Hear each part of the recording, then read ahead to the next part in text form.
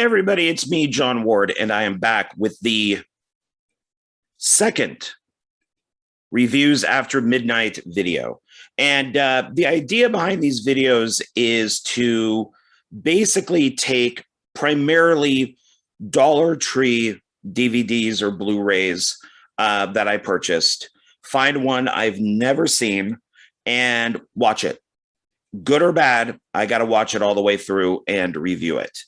And the very first one, I was really, really surprised with and loved the film that I watched, which is this Alien Invasion. It's this one right here. And I was so impressed with it and so happy that I ordered another film by the same director, which is this one right here. And the film is in Spanish because he's Spanish. It is subtitled in English. I have not watched it yet, but I wanted to explore his other movies, and the trailer for this looked really good. So that was my experience with the very first video, and I thought, I am on a roll. One video down, I'm on a roll, and I got cocky, and I picked another film, and which I started to watch last night. And I got about maybe 30 minutes through it, started to fall asleep, couldn't figure out if it was me or the movie, and rewatched it tonight, did all my traditional note-taking, and but I needed some help. I needed some help with it. So I'm going to show you the film, and then I'm going to show you my help. And this is going to tell you probably instantly what type of film this is. So this is the movie Nazi Overlord. Okay. How did I get help? What did I need help with to watch this? Well, it was this. That's what I needed help with. I had to figure out something to take while I was watching this. And it was like this for a little bit, then it was like this, and then it was up here a little bit, then it was here, and then it kind of evened itself out. In fact, mouth's getting a little dry. This was always the idea for the second video for Reviews After Midnight. And like I said, Nazi Overlord, it stars Tom Sizemore, who's in the movie for maybe 5 minutes. That's him right there on the front cover, like he's actually out doing some action with some army guys. Nope, not at all. This also has Dominic Swain in it. And it says, experience the horror of war. We got a big castle here with the skull. And yeah, I think this guy and this guy are in the movie. He might be too in the back, but yeah, this is not. I mean, they might have dressed up Tom Sizemore to take this picture. It's amazing. He looks like death warmed up. I don't know if that was on purpose or if that's just how he looks now, but on the front here, he looks pretty good, but man, in the film, yeah, he just looks bad. And so there should actually be a different guy here. There is a like a commander of this like army troop, and that should be him. But I guess you got to have Tom Sizemore on the cover because he's technically like the biggest actor in the movie, and then Dominic Swain would be the second. I'll show you the side here of it, and here's the back. And it says a heart-pounding World War II thriller with a twist. And you know what the twist is? This is made by the Asylum. And it's basically them just doing Overlord. That's all it is. They just wanted to make, an Asylum version of Overlord. And of course, they can't call it Overlord, so they call it Nazi Overlord. Um, Basically the same story, just without the budget. So so what it says here is against the background of the D-Day invasion, which is maybe 3 minutes, and it ain't no Saving Private Ryan. They got a couple Nazis in there that these guys are fighting on the beach. I'm sorry, when you do films that have German soldiers or Nazis or whatever it is, if it's a B movie or a big budget movie, you got to get guys who look like they're Nazis. Maybe in real life they look this way, but in movie, Nazis don't look this way. Movies have them look a particular way. And they had one guy that gets, and this is going to have spoilers just to let everybody know. So our lead actor, the commander of this team here, strangles a Nazi on the beach. So they do this whole Saving Private Ryan thing. And there are ships in the background that actually don't look bad. But it's weird is every once in a while, the camera goes over to what looks like the Santa Monica Pier. It's weird. It's this really long pier with like a T at the end, and you could see that it looks like a carnival and stuff, and like a Ferris wheel and things. And I'm like, what? Did they shoot this at the Santa Monica Pier and just left in, or the beach by the pier, and they just left in the pier? I don't know. Maybe it's supposed to be something else. I don't know. But the Nazi who gets strangled has curly hair and sideburns. And this guy is so not German. And I mean, I'm part German. I'm mostly Italian. But this guy looks in no way like he's a German soldier. At least shave his head. You're paying him to be in the movie. Well, it's the asylum. Maybe, maybe not. But you're paying him to be in the movie, let's just say. Shave his head. Give him something to make him look more like a German soldier. I just laughed. But to continue with the story, it's very brief, but I'm making it very long. So against the backdrop, against the background, excuse me, of the D-Day invasion, a U.S. military unit must rescue a brilliant British scientist who is held captive in the most dangerous SS, captive by the most dangerous SS guards, deep in enemy territory. The Allies' victory depends on the success of this mission. Special features are the original widescreen presentation, 5.1 surround sound, and trailers. So this is also not rated. It runs 90 minutes. And it was made 2018. Looks like it was released on DVD 2019 from the Asylum. So it's got the regular Asylum producers on it, Paul Balls or Bales, David Michael Latt, and it's directed by, and I'm probably going to mispronounce his name, Rob Palatina, Rob Palatina. I think that's right. And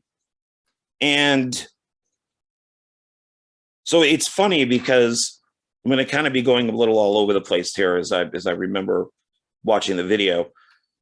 And of course, I had a little bit of this to help me out. So Tom Sizemore is here. On the back, it's with Tom Sizemore, because they probably only had him for at most a day, 2 days. I think that's what he does now. So he's at the very beginning of the film for about 3 minutes, and then he's at the end of the film for maybe 3 to 5 minutes, somewhere in there. And it's, oh, let me see down here. So the Asylum Home Entertainment, so let's see, not rated, but it says warning, contains scenes of war violence, disturbing images, and nudity. So that was not, the WGA did not put that on here. The Asylum put that on them themselves. And it's, you know, like I said, unrated or not rated to probably get people to buy this. I bought it for $1, so I don't mind. The inside looks like that.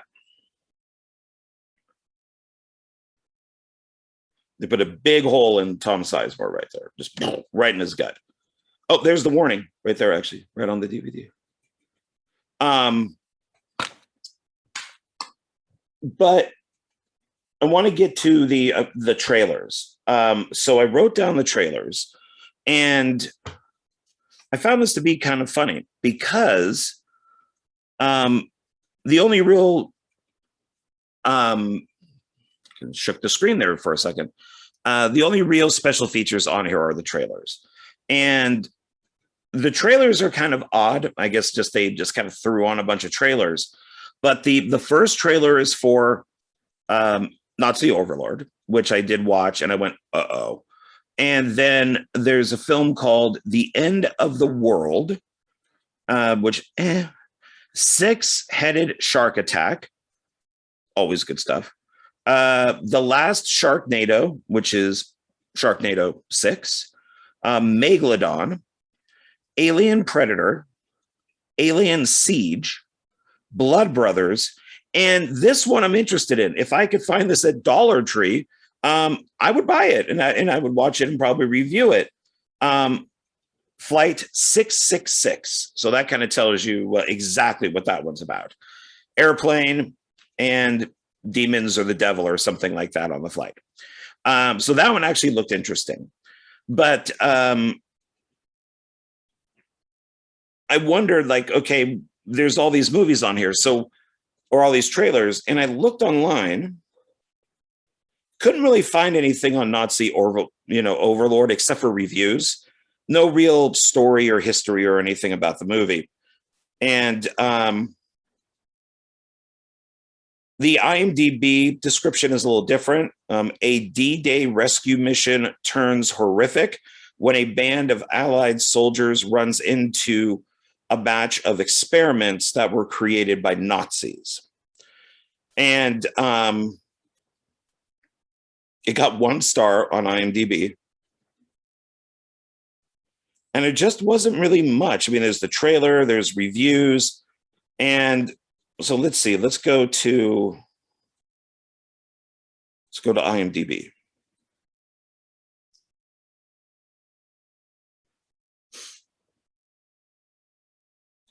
So on IMDb,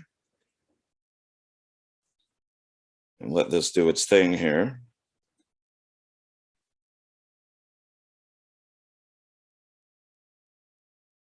Okay, so we got the cast. Now, if we go to the director, let's see what Rob has done.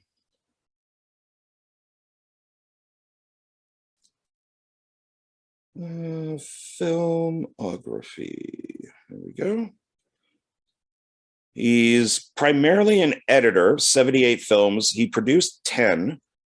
He was an editor on 9 films, sound department 3, actor 2, miscellaneous 2, and writer 1. So let's look at director. So his newest film is called Skyliner Air Battle. And it shows like 2 planes flying and, you know, like right at each other. And that's 2020. Dr. Death, which is 2019. Nazi Overlord, 2018. Alien Siege. Okay, so one of his trailers is on the Nazi Overlord DVD. Flight 666, which is also on there. So he directed Flight 666. a film called Alien Invasion, which is clearly not this one. Another film with Alien in the title called Alien Convergence. He did a film called Fortune Cookie, which I'm actually interested in seeing. I've watched the trailer for it. And it's like a fortune cookie and you crack it open and it tells your death or something. And then he directed 3 episodes of a TV series called Siri_OS.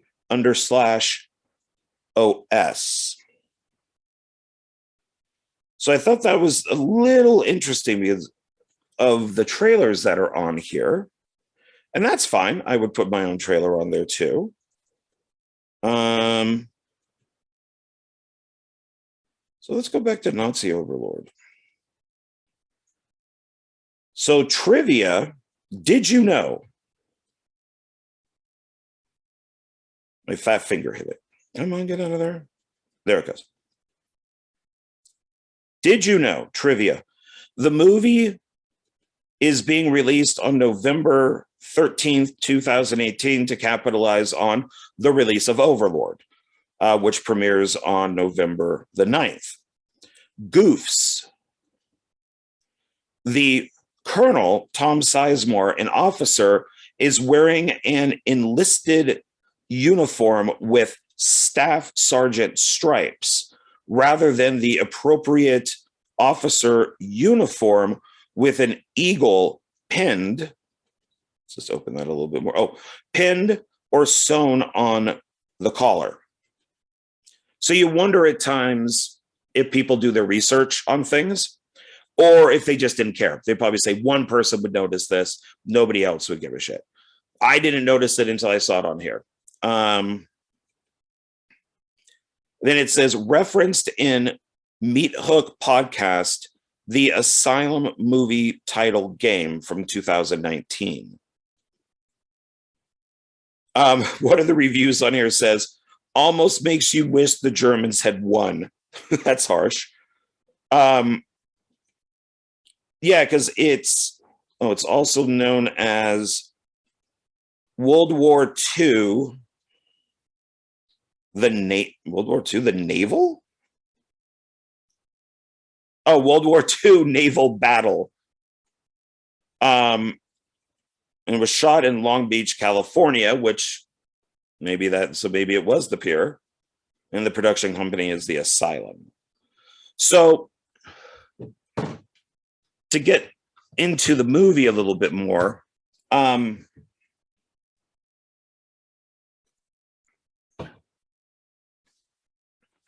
so from the beginning, the titles are over. It looks like bad World War II footage.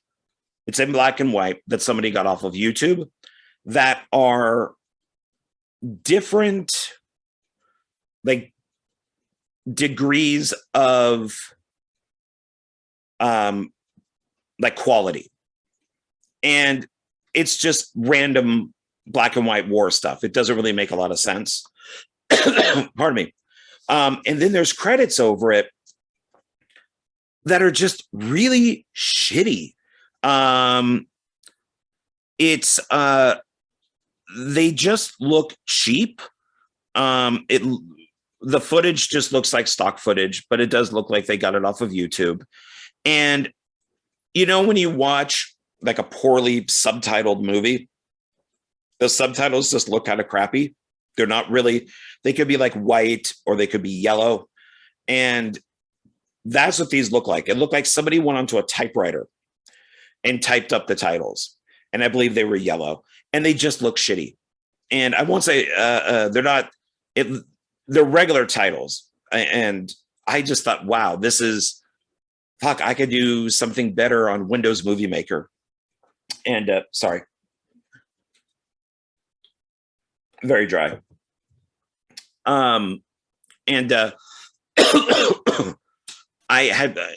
It's something that looks like they would have done these credits just to put them on to show the producers and the director of the movie when it got done. And they'd be like, oh yeah, we're gonna fix the credits. The credits look horrible. Like I'd mentioned before, it kind of has this Saving Private Ryan thing going on at the beginning. There's boats in the background. I don't know if those boats were actually out there. They're more ships than boats. And they looked pretty good. I mean, if it's real, I guess they would look good. If they're fake, if they were, CGI'd or something like that, they still looked pretty good. My issue was the pier. I would have stayed away from the pier. I don't know why they even showed it, kind of ruined it. The fire effects that are in the film, because there is a fair amount of fire, once again look like they're taken off of YouTube. They look like something that I've done. I made a film called Skull Evil. I wanted some asteroids to hit the Earth. I wanted the Earth to blow up. I wanted all that type of stuff. I got it all off of YouTube. It's all just green screen stuff. And that's what this looked like. Actually, I think my stuff in Skull Evil looked better. And it just looked cheap. It just looked cheap. So they have this fight. The commander strangles the German soldier, kills him. And then that cuts back to them, to the barracks. The regular guys that we see are sitting in the barracks joking around. And this was kind of weird. I don't know if this was a mistake in the script or not, but there's two guys that that basically I'm blanking on the word, but they like ran away. They left. And I can't believe I'm blanking on the word that I want, but whatever. You get what it is. They ran away and then they were captured later. And now they're part of this team. And but it's weird is that the commander walks past them and says, like, good job today. And when he starts talking to his own men, he goes, oh, who are those guys? That was kind of weird. Like, why would he say good job today and then go, who are those guys? So I don't know if that was a mistake or not. I'm pretty sure I didn't doze off or anything for like 1 second and miss something. There is this friction between the two guys and the team because the team does look at them as cowards and traitors. And I guess story-wise, I mean, it really serves no purpose in the story except to have tension between the men. And I guess that's fine, whatever. I mean, you got to have some sort of tension in there. And then that's when Tom Sizemore shows up and he's walking with this commander and he says, you're not going home. I have one last mission for you to go on. You need to go save this scientist. And she's a British scientist and she was captured by the Germans and she more or less burnt all of her information, her books, her notes, everything like that. But, she's now working with the Nazis and you need to go rescue her. And the commander wants to go home. And Tom Sizemore says, if you do this one last mission, I'll even, introduce you to the president. So the guy takes it on and his men go out and it's really difficult for me to understand why some of the choices were made. First of all, the direction is not awful. The acting is fine. The editor is editing the footage that he's given, but the choice that the director makes is really bad. Like the shots are just so all over the place and they're awkward.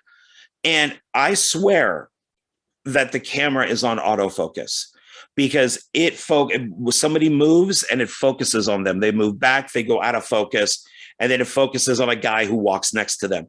Throughout the entire movie, this had to have been a choice by the director, or maybe the cameraman convinced him to do this, is to put the camera on autofocus.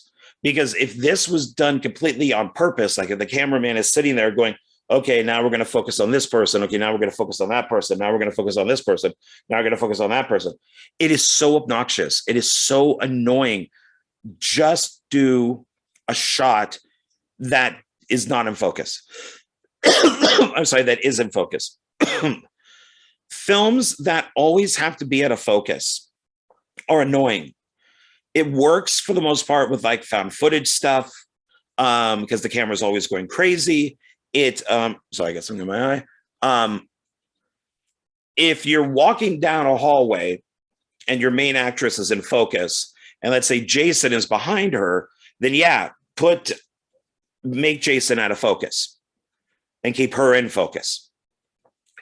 Not everything has to go back and forth. I mean, it'd be like if I'm in focus now and I lean forward, I go out of focus, and then the mask is in focus. Then I lean back and now I'm in focus again. And now my Dark Park Films poster is out of focus. It's so annoying. And it really frustrated me throughout the film, especially with the editing that was done with it, because there were shots where it would just edit from focus to clear, focus to clear, focus, not focused, not focused. And it was just obnoxious. It was just so annoying. And that's through it's throughout the whole movie, but it's mostly done at the beginning.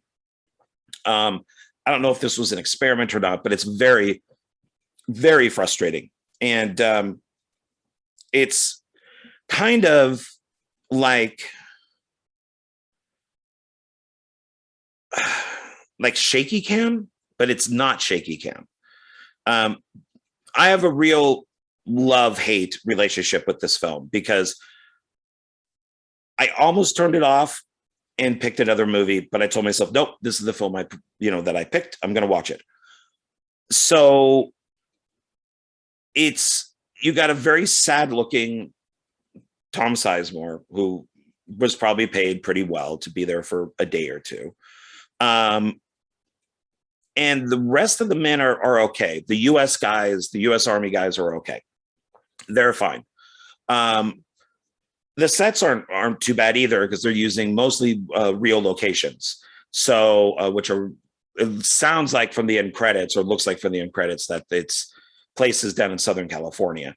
And it looks like an actual military base that was built up on some mountains. And they use that, like an abandoned one that was probably used during, World War II. They go into an office that looks like a military office from World War II. I mean, it looks good. So maybe this was some sort of historic landmark that has real items and stuff from World War II in it. So that was a good choice. So I did like that.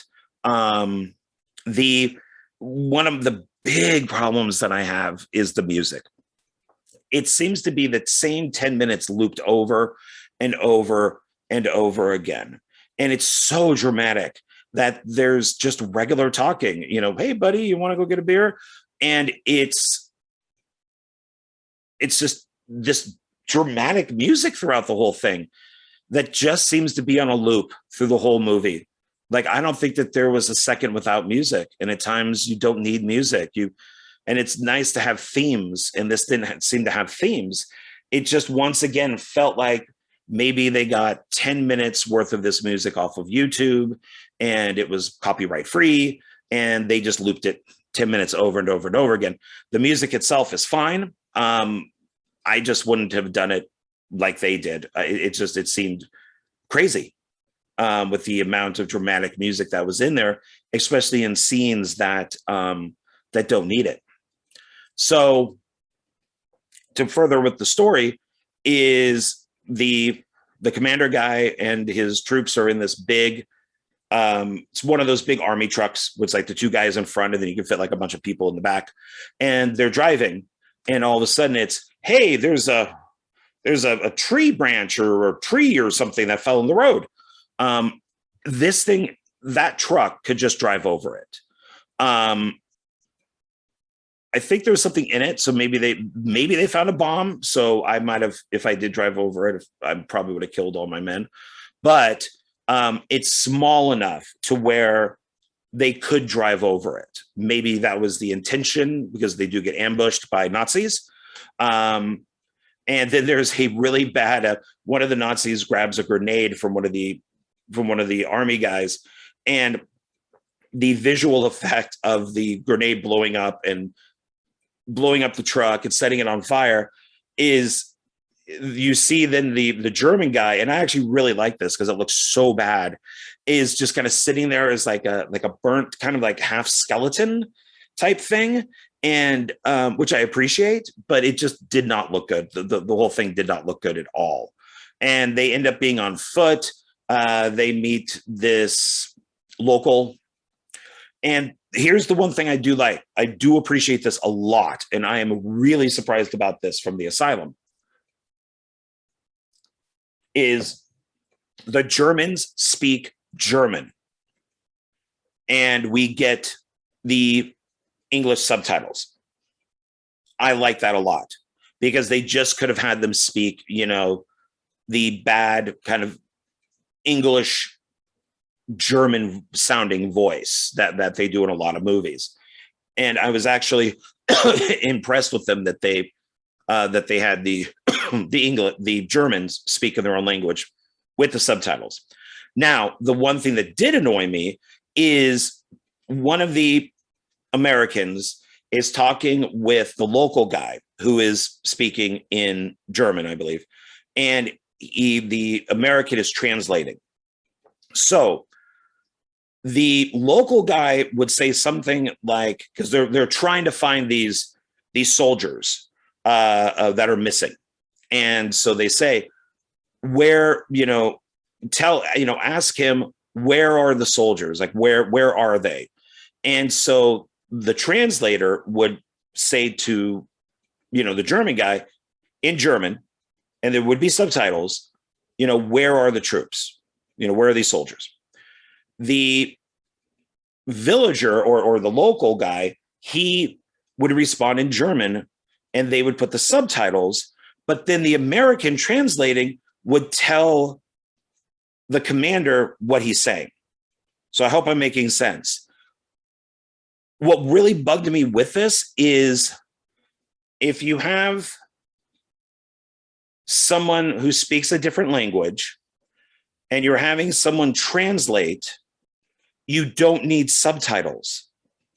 It's not necessary, because you don't need to know instantly what the person is saying in their own language if the guy is translating it in English for the people around him, because we're the audience. He's telling us also, not just the people in the movie, but he's telling the audience what the guy is saying. So you're getting it twice. You're getting a translation twice, and it's useless. It doesn't serve a real purpose. And I checked, like, do I have closed caption on? Do I have subtitles on or something? And I don't, because there's, it's, the asylum, they're not going to have anything like that. So that to me was annoying, and that to me was useless. You don't need that. And that's why you see in other movies, somebody, who speaks a different language will run up to somebody, start speaking in whatever that language is, let's say Italian. And then if there's two people and one guy speaks Italian, the other guy doesn't, the guy will go, what's he saying? What's he saying? I don't understand what he's saying. And then the guy who speaks Italian will go, oh, he's saying there's a big dinosaur over there that's trying to eat him. They won't have subtitles. So that kind of annoyed me. So they meet up with this guy. They take them to a little village that's been destroyed. They find skeletons that look like they're from like Spirit Halloween, but they're not right. So something happened to them. Like, there's two heads, like two skeletons, like two skulls on one body, or the arms have been, put onto the other sides. And they find three of them, and the skeletons are all messed up, and something is really off. Something does not look right with these things. Something horrible happened to these people, and they're the soldiers, like three of the soldiers. There's actually one funny thing is the commander of the Americans has this razor burn I think that they should have covered up with makeup. Maybe it's intentional. I don't know. Maybe it said you'd look really good with razor burn, but it looks painful. I mean, it's really red. It looks like he just didn't use water. It's just it's horrible looking. So I just wanted to mention that it just like, why is this razor burn on there? Is it there for a reason, like to give him character? Is it, or did they just not put makeup on the actors? So the so they find these skeletons. There's another little ambush, and the local guy is killed. He's shot in the shoulder, bleeds everywhere, and I guess he dies. And the U.S. guys, the U.S. Army guys, they run into a cave. The Nazis blow up the cave. There is a Nazi inside the cave. They fight the Nazi, and they kill him. They're in this cave that looks like almost like paper mache. It's too neat. It's too neat of a cave. But that's when I started liking the movie. So maybe about an hour in is when I started liking it. And this did not become as necessary as I thought it would be. So they're in this cave. They got the dead Nazi, and they can't get out. They're bickering. The commander says, "Give me the suit off the Nazi." He puts it on. They decide to take a grenade, put it up against the wall, and they blow, which is weird. Instead of it just blowing up, it blows a hole all the way out. And it's just big enough for all of them to fit through. And the commander is in the Nazi suit. They find a Nazi camp. And and the commander guy, he's bitten by a snake, which is it's weird. It's once again, it's stock footage, because he's going through this cave, this like little cave, and it's pitch black, but you could see them, but it's meant to be like pitch black. And then it cuts to a snake, like a black snake, out in the forest. There's leaves, all of like ivy and stuff around it, and it bites him. And then it cuts back to him in the cave, and it's like, wait a minute, did you guys forget to film the snake and you just used stock footage? Because it's definitely not in the cave, it's outside the cave. So okay, so he's bitten by a snake. He gets taken to the to this Nazi camp, and he doesn't say much because he's like almost passing out and stuff from the bite. There's actually kind of a kind Nazi who tells this doctor to fix him, give him a shot for the bite. And it ends up being like a non-poisonous snake, but he gets the shot anyways. And the doctor realizes that, that he's not a German, that he's actually an American. The doctor dies, and the men come down, the army guys come down, kill the Nazi guys that are there. They put on a couple of the suits, which of course fit perfectly. And, which Indiana Jones even jokes about. But these guys, it fits perfectly. And they see through binoculars that there's a castle, and the castle is cool. The castle is very cool looking. I think people have used that castle in other movies, or at least the footage of the castle. And they get to the castle, and now the film becomes really cool. So I went from really disliking this movie because of the shaky cam and the editing and the weird direction and camera angles and the focus and non-focus and and all of that, up to when they get into the cave. And I love the Nazi on the floor because he's just spread out, and it reminded me of the first Saw movie, with John Kramer on the ground, just totally dead or dead. And it just cracked me up just with this dead Nazi right there. And so I liked it there. But once they hit the castle, that's when I really actually started to like the movie. Now it's kicking in, because now it does turn into Overlord. And they get in, they kill a couple people. They just happen to find the doctor, who's, Dominic, Swain. And I don't know if it was meant to be that, once again, spoilers, that she's playing them, that she is, because they don't make it look like at all like she's a prisoner. They don't make it look like she's Patty Hearst or something like that with the Stockholm syndrome. And she seems to be very friendly with the Nazis. They do point this out, but once the army guys get her and they're trying to get her out, pardon me, she mentions that they need to go rescue the other army guys that have been captured, which are British and American soldiers. And but she's acting weird. Like, she sees the guy, the commander with the snake bite, which I think is like right here, and you can tell it's a dry bite. That's what they call it, a dry bite. And he says he's fine, but she wants to inject him with something.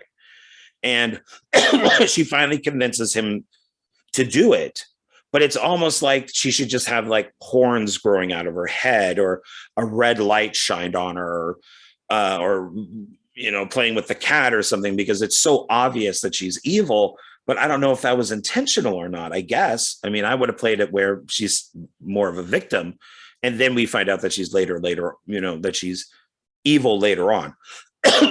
But so she injects him with whatever it is. She doesn't really she just says if he doesn't get the shot, he'll die.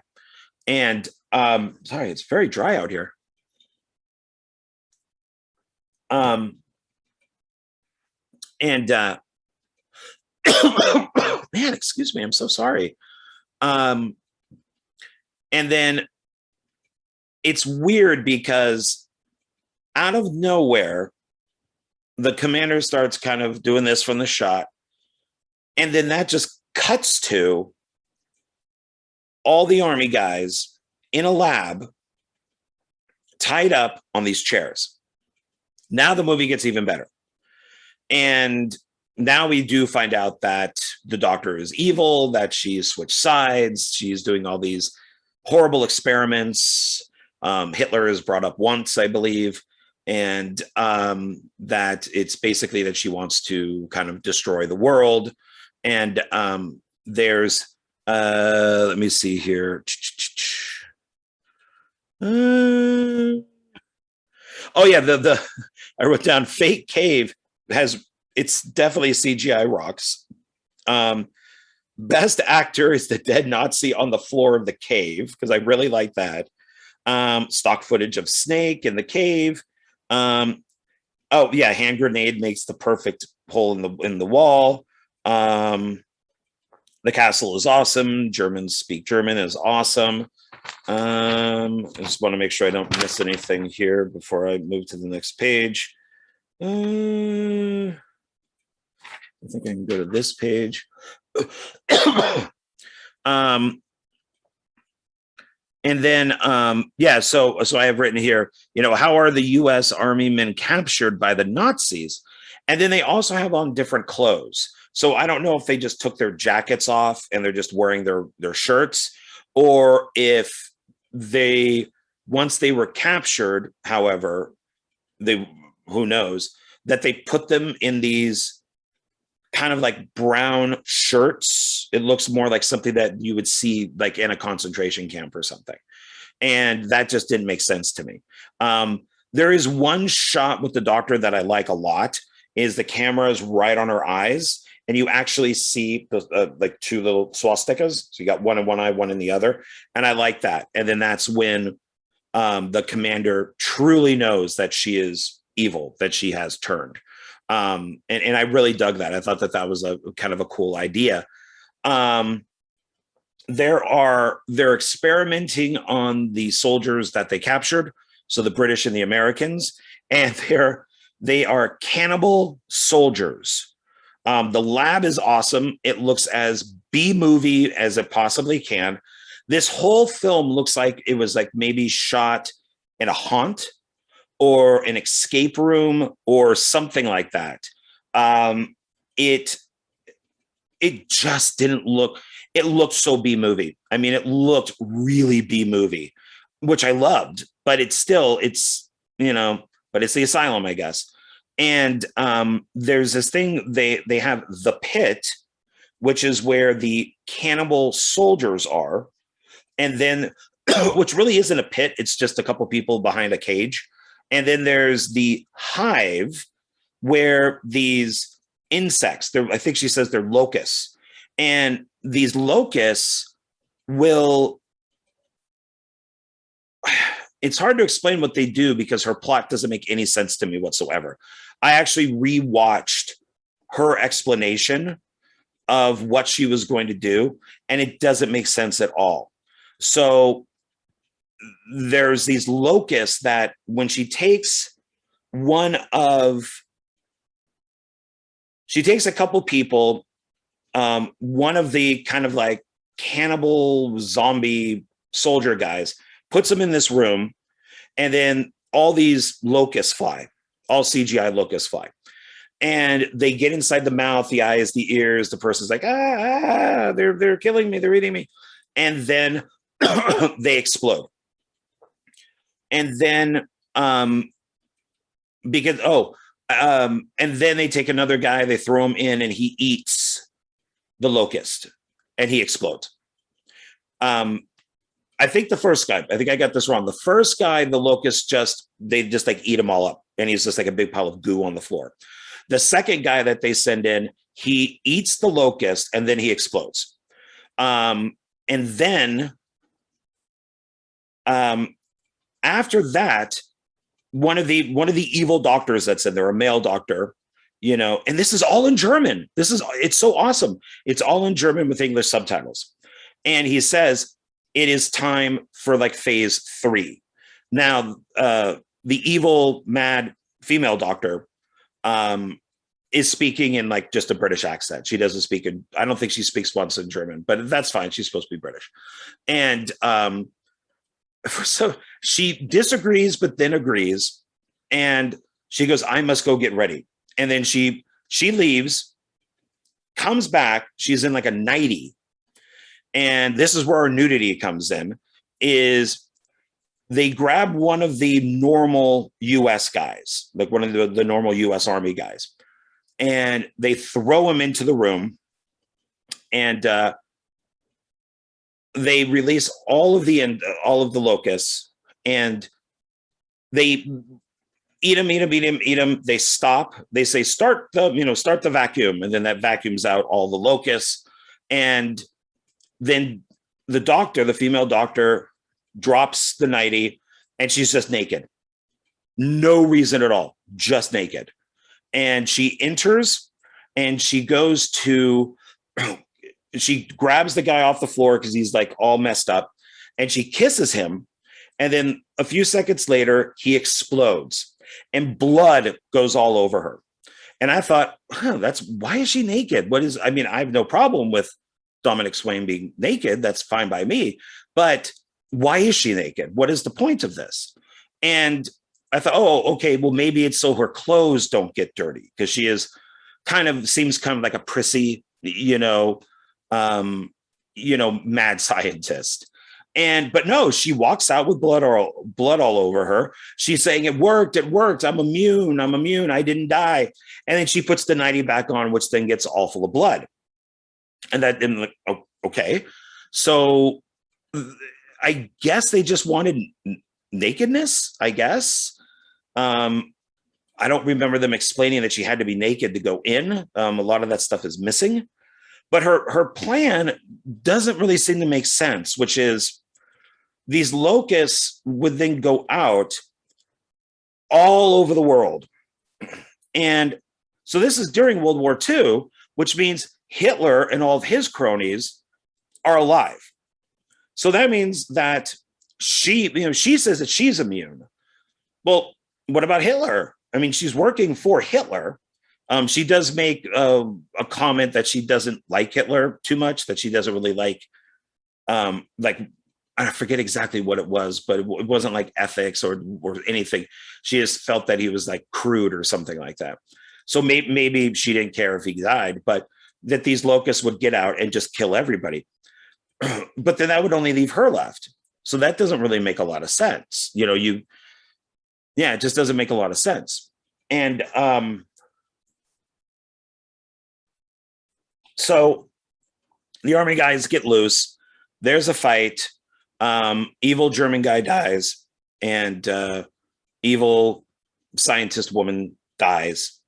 And and then they have to fight the cannibal zombie soldier guys, who are two of their men, and that were taken from the cave. Or no, I'm sorry, no. After they somehow passed out and were captured, they were turned into these kind of like zombie cannibals. And they have to fight with them, and they kill them. And the evil scientist woman, the Dominic Swain, she is pulled up against this kind of jail cell thing, and the zombie cannibal guys are eating her, and then she dies. So she's not immune to being eaten, I guess. And it's never, if these guys are these kind of cannibal zombie soldier guys, I wonder if she turns into a zombie. That's never brought up or anything. But eventually, there's only two guys left, which is our main commander, and then one of the traitors, one of the guys that left. And they get out and they go to, no, I have to take something back. The evil scientist guy did not die. He escapes. They find an airport where there's a plane, and there's a whole bunch of boxes. And of course, it all has the swastikas and all that stuff on it. And in these boxes are the locusts. And they're in these kind of like balls that have like the swastika on them and stuff. And there's a shootout. One of the guys has like a flamethrower. I don't know where he got that. I'm guessing maybe somebody watched, Once Upon a Time and, Hollywood, and then saw and wanted to have that flamethrower in there.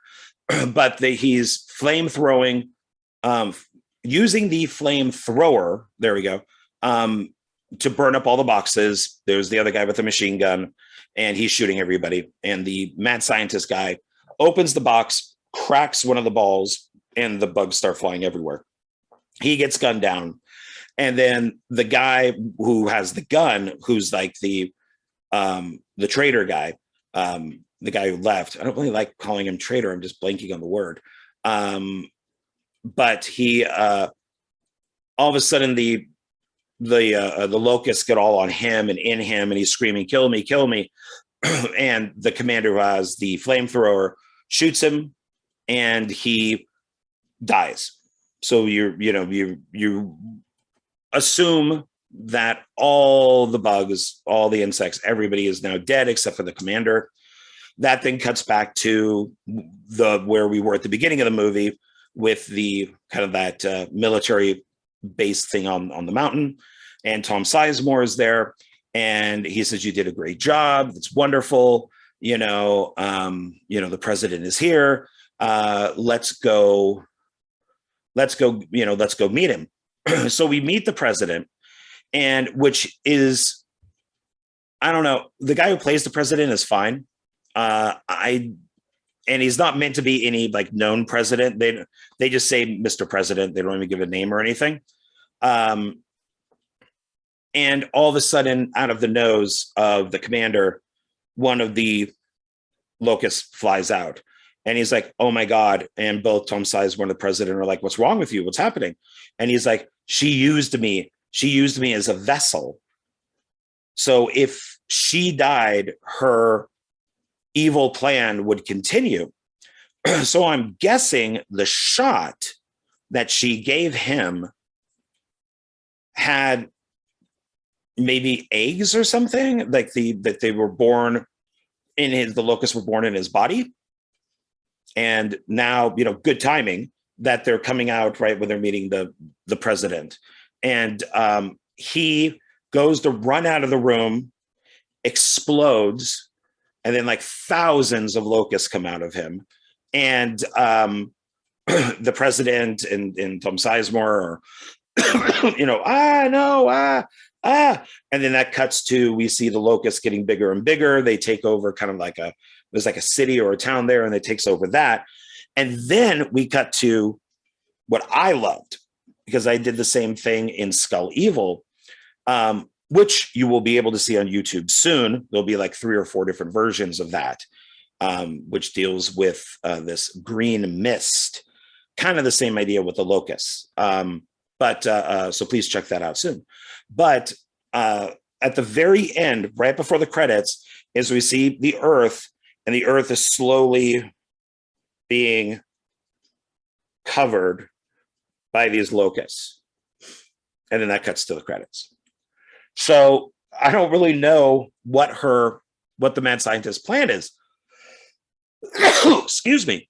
It doesn't make sense, because everybody's going to murder, is going to get murdered by these, or I guess is killed. I guess, locusts don't murder. Yeah, it doesn't make any sense. And not once in the film does the evil female scientist say, we need to destroy this planet. People are evil. They're ruining everything. It's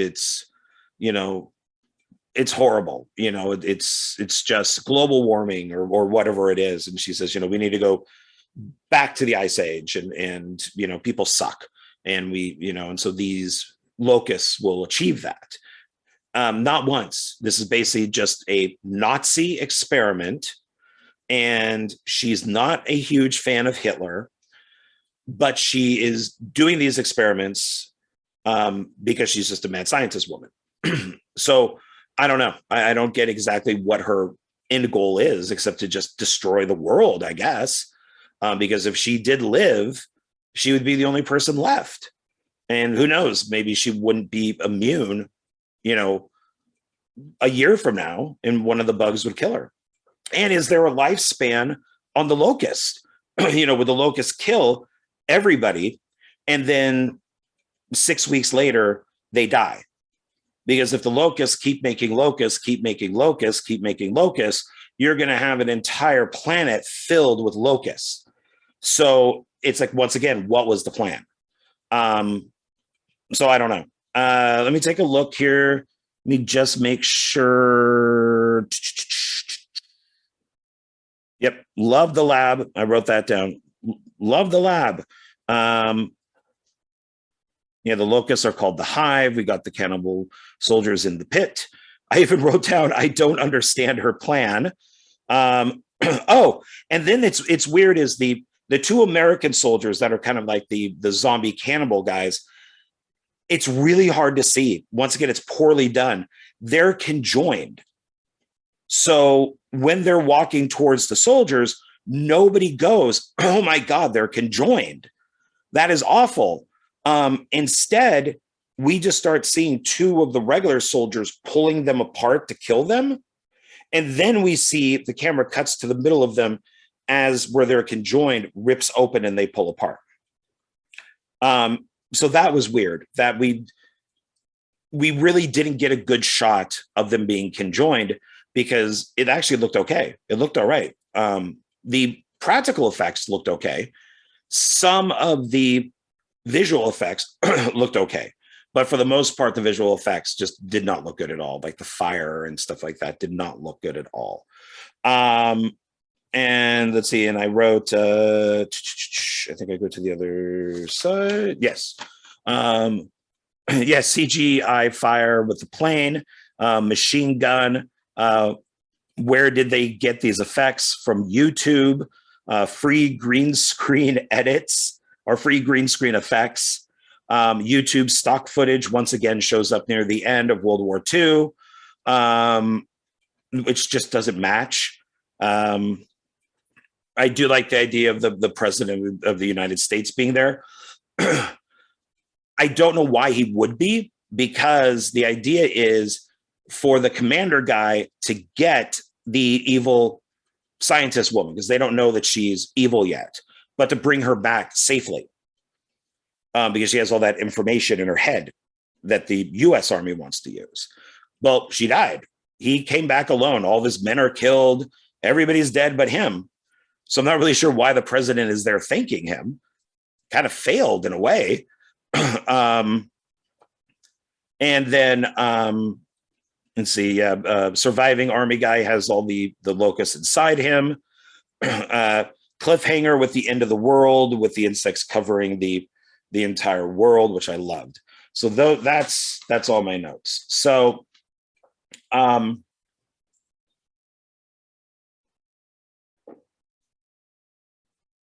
we go, done.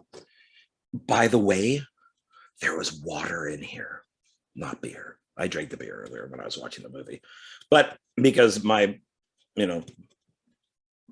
throat gets dry, I just put water in it, so it's not alcohol. It's okay.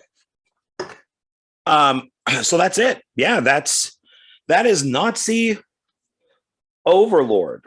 So if you can manage sitting through the first hour, when they get to the cave, that's when it gets a lot better. Or just go watch Overlord. It's a much better movie. It was actually supposed to, rumored for a long time that Overlord was a Cloverfield movie. But it is not. So yeah, that's about it. So I want to thank everybody for watching this. Like I said, this is video number 2.